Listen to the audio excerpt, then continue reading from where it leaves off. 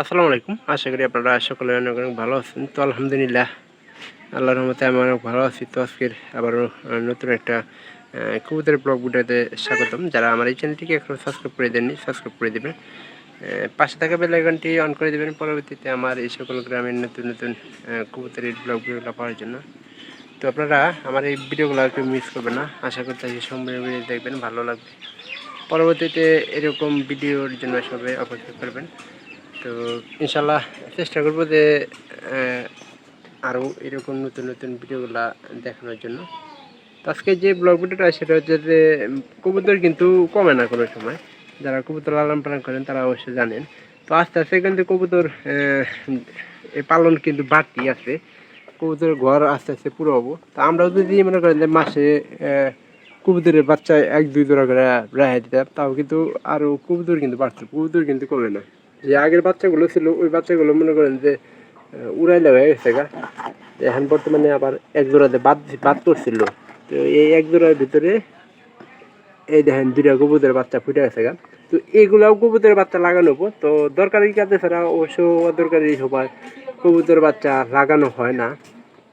তো এখন বর্তমানে নিচের ঘরগুলো কিন্তু প্রায় পুরনো হয়ে গেছে গা। তো আমাদের থেকে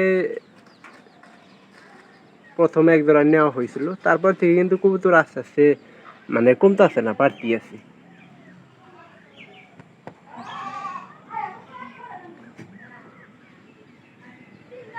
তো আবারও নতুন এই কবুতরের মনে করেন যে এক জোড়া বাচ্চা ফুটছে। তো এর আগে আপনারা দেখছিলেন যে কবুতরের গুটি রোগ হয়েছিল। গুটি রোগ হওয়ার একমাত্র কারণ যে ওই কয়েকদিন কিন্তু মশার উৎপাত অনেক বেশি ছিল। তো মশার উৎপাতের কারণে কবুতরের মনে করেন যে গুটি রোগটা দেখা দিয়েছিল। এর বর্তমানে কিন্তু গুটি রোগ আস্তে আস্তে কমে গেছে গা। তো এখন এখান থেকে কিন্তু কবুতরও চুরি হয়েছে গত কয়েকদিন আগে। পায়রা এবং কি পায়রি নাকি চুরি হয়েছে।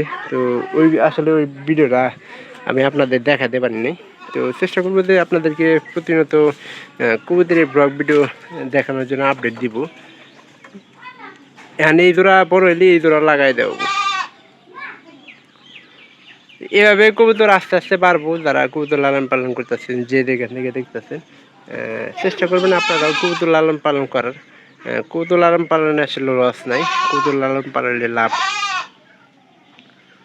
তো দেখা হবে আবার অন্য কোনো ভিডিওতে, অন্য কোনো বিষয় না। তো সেই পর্যন্ত সবাই ভালো থাকেন।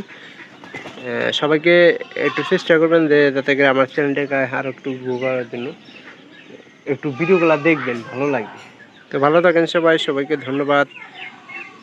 আর কবুতর কিন্তু এখানকার বাতের আছে, 2 জোড়া 3 জোড়া, আস্তে আস্তে বাড়বই। ভালো থাকে।